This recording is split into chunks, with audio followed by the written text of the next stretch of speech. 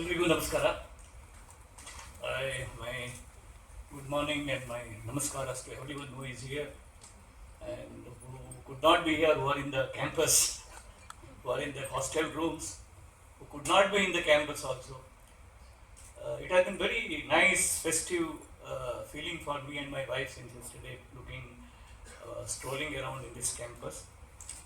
And because I always feel safe in the company of clusters of youngsters. I don't know. When you are at home, when you are looking at the social media or something, suddenly you feel world is going wrong and there is a despair. You don't know what is going to happen tomorrow. But when I see youngsters together, feel everything is okay. Everything is fine. It's very reassuring, heartwarming, because you have a very pure state of mind. At this stage, you absorb everything. Exactly 50 years ago, I was doing a post-graduation like you in a university. At that time, there was a proverb in my name in the university, it seems. The lecturers used to have coined a proverb about me. Not proverb, a saying.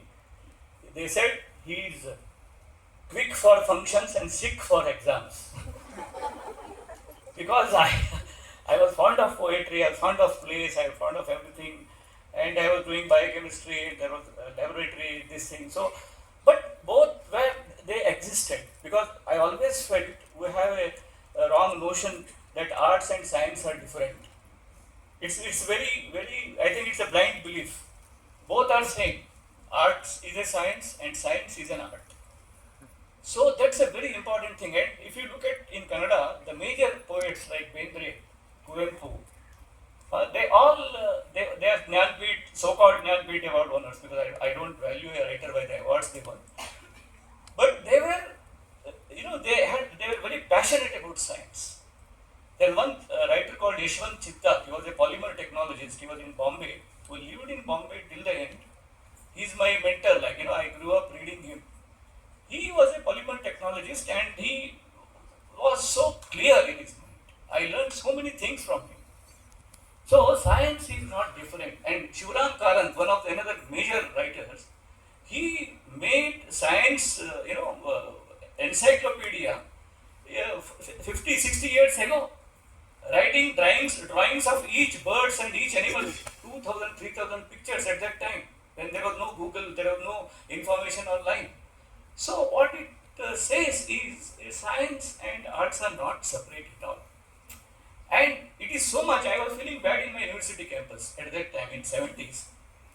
I used to see science professors used to come in Fiat cars, and Kannada professors and arts professors used to come in scooters.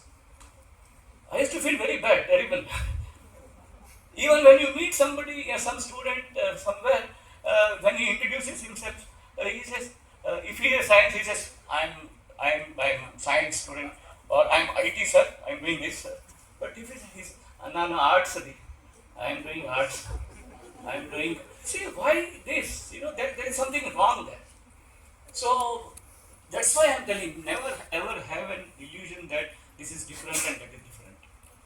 And it's such a wonderful talk we had today. I mean, Meena was talking, it was almost like my soul was talking through her, So it's something, that's what has to be communicated and shared today. Even Mr. Vice Chancellor also, Chancellor, So that's the thing. And I always tell people, you have textbooks, no, for your graduation, for your post-graduation. You all have textbooks. You study them. Okay, you come out with flying colors. You get your jobs. You go to companies. Fine, done. Okay. Then your exams are over and your textbooks are over. But in your life, exams come. Different kinds of exams come which have no syllabus at all. Clueless exams, clueless testing times. They come in your life. So where are the textbooks? And in those exams, question paper doesn't get leaked also. So the textbooks for the tests and exams which come in your life are the literature. They are the literary books. They are the art. They are the cinema. They are the theatre. They are the interaction with people on bus stands, in hospital corridors, in outside operation theatres. See, that's how the human connection, human bonding. And literature does is to open windows to that human world. Meena rightly said, being extra smart, fine, you have become extra. But unless you are humanized, unless you are human, there is no meaning to life. See, life gives us windows, like, there's a poet called Kusumagraj. See how lovely a poet's vision can influence us. When his son was 2 years old, his son goes to his grandparents' place, and Kusumagraj writes few poems. It's called as Vatsalya Viraha. Usually Viraha is used for, Viraha is parting of lovers. He says Vatsalya Viraha. In that, he says to the child, Tejasvi is his child. Tejasvi, ನೀನು 2 ವರ್ಷದ ಕಂದ, ನಾನು 2 ವರ್ಷದ ತಂದೆ, ನಾವಿಬ್ಬರು ಒಂದೇ. What he says is, Tejasvi, you are a baby of 2 years. I am also a father of just 2 years. Both of us are same. See, look at that vision. See, when a new baby is born, it is not just one baby is born. New father is born. New mother is born. New uncle is born. New grandfather is born. New grandmother is born. So many new roles are born in the home. See, that is how a poetry can open a window in your mind to the same thing which you call mundane, which you call, so that's what literature does. It humanizes us. Forget anything else. It first humanizes us and makes us look at the thing in a new perspective. Recently, one of my fans, very young fan, because I write film lyrics also, I get so many young fans, and they meet me, talk to me and all. So one of my young fans I met, she was in 5th standard or something. Her mother was telling me, she says one day this girl came from her school where there was a lesson on Mahabharata, Draupadi Vastrapaharana scene lesson.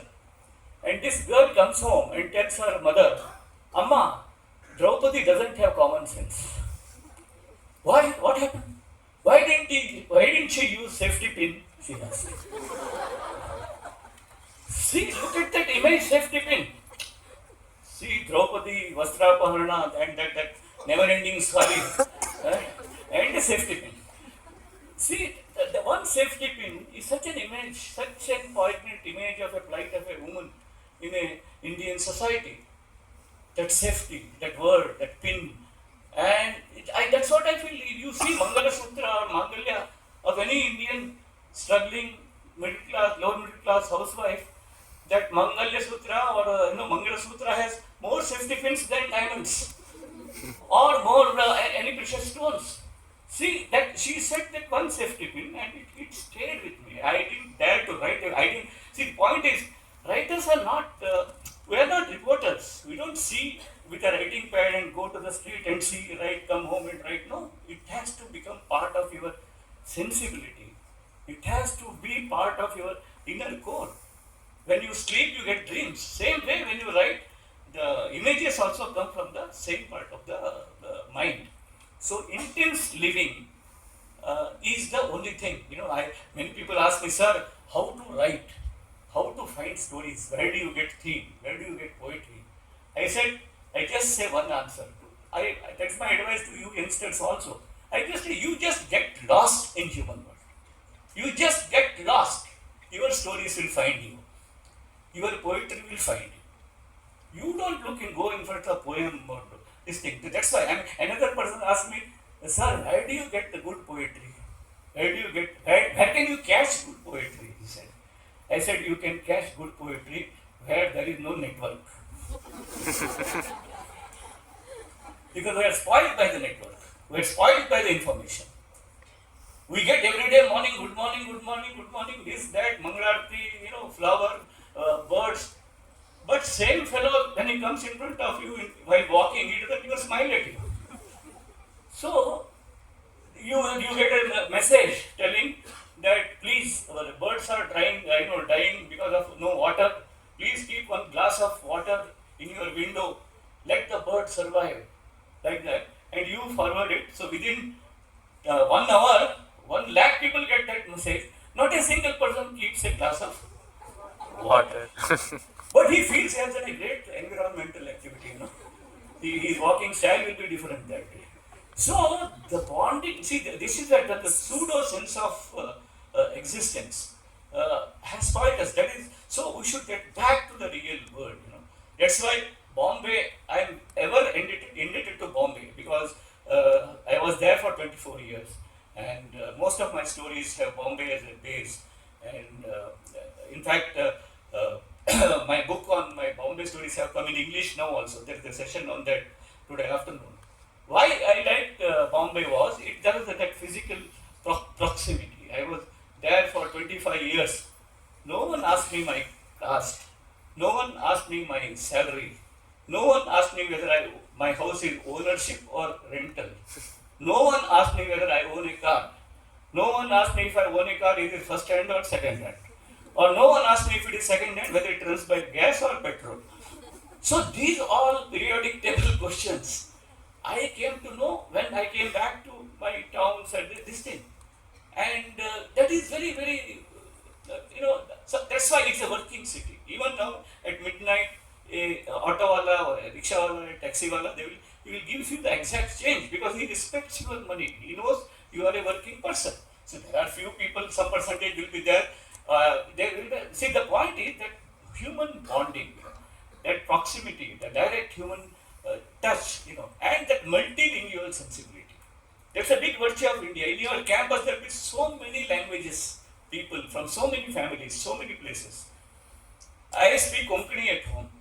In Bombay, I used to speak Konkani at home, and then in train, I will talk in Marathi or in Hindi. When I go to workplace, there are when Gujarati friends were there, Marathi friends were there. With my boss, I will argue in English. I don't know why I argued only in English. So then I come home in the night and I wrote in Kannada. See, it's a very interesting thing, and none of my characters, whether it is Dagdu Parab or Pyarelal or Mithumiya or Muchimiya or any of my characters, they are not Kannadigas at all. But they come into my stories and they save me. They create a space which is even liberates my human content from a linguistic slaughters. So we have so many slots. There's a linguistic slot. The moment you say Kannadiga, you have imagination like this. So so literature is a window which liberates. In fact, that Yashwant Chikkal, the polymer chemist whom I talked about, he had said two things to me, which I think I must tell and finish my talk here. So I reserved some points for the discussion later on at 2 o'clock. So, he used to say, we are not born human. We are born to be human. We are not born human. We assume that we are born human. No, we are not born human. We are born to be human. And that's the evolving process. Prajna Pravaha, that flow of consciousness is going on. So we are born to be human. That second thing he said was, I'll just repeat somewhere.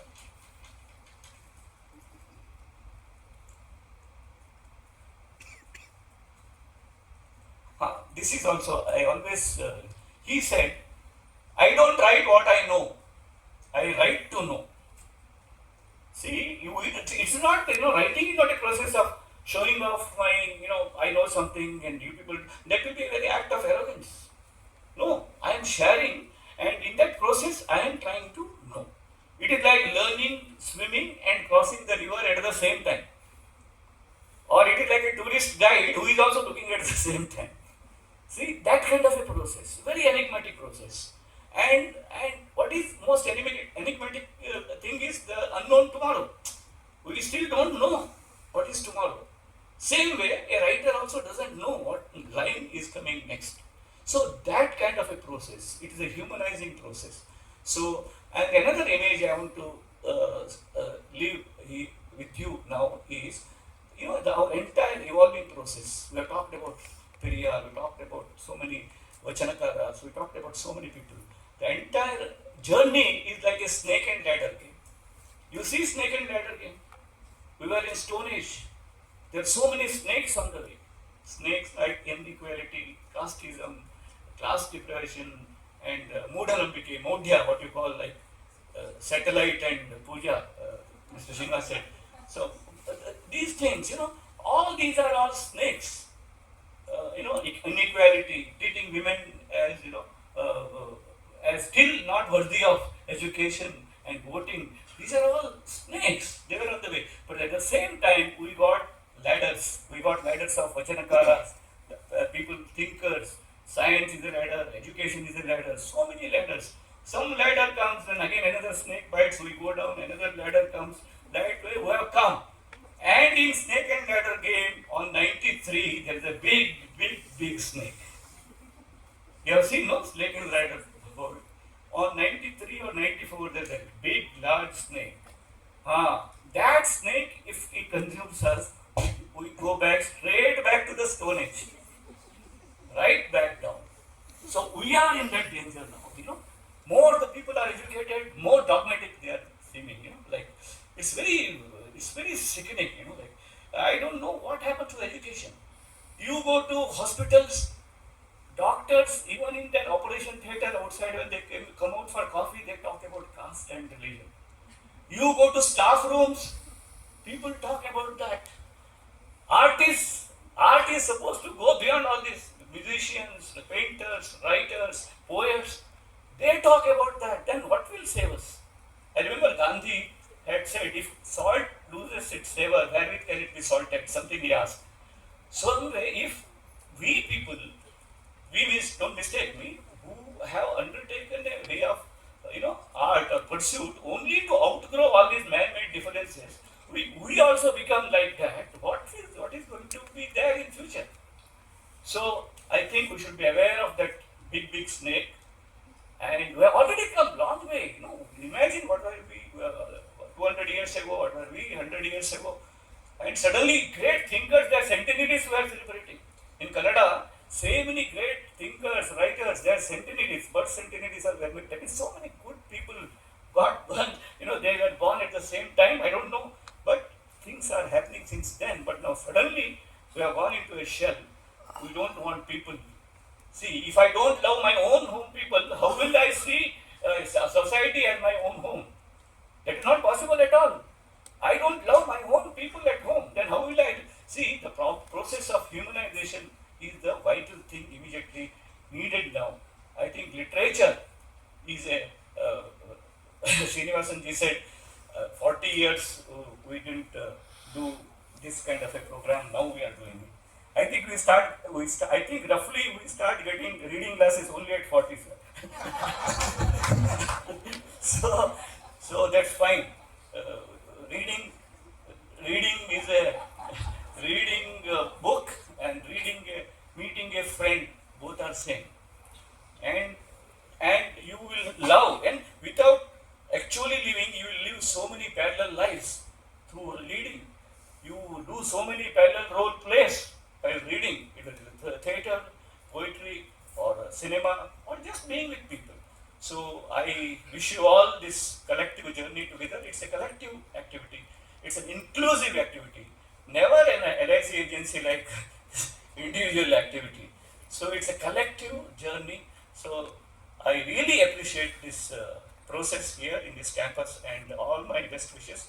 And let us travel together and let us look for new ladders of art or knowledge or science in our way. And I thank all the concerned here who have thought of this and invited me. It has really humbled me because I haven't done much in my journey, but I have, I like people, I love people, and I have always told in Kannada is mamate mattu samate. Mamate mattu samate. Mamate means affection, samate means equality. There is no more spiritualism than this. That is the ultimate thing, spirituality, mamate mattu samate. And a operation being held in an operation theatre. Anonymous people, all with their masks. There is a pulmonologist, there is a blood pressure fellow, there is a surgeon, and we don't know their name. They are collectively trying to save one person, patient number 203 or patient number 201. We don't know who is he, what is he, no biodata, no Aadhaar card. He is a human life. So 4 human beings collectively trying to save another human being. that is more than a yajna or yaga, whatever we call. So that's what I feel, and thank you so much.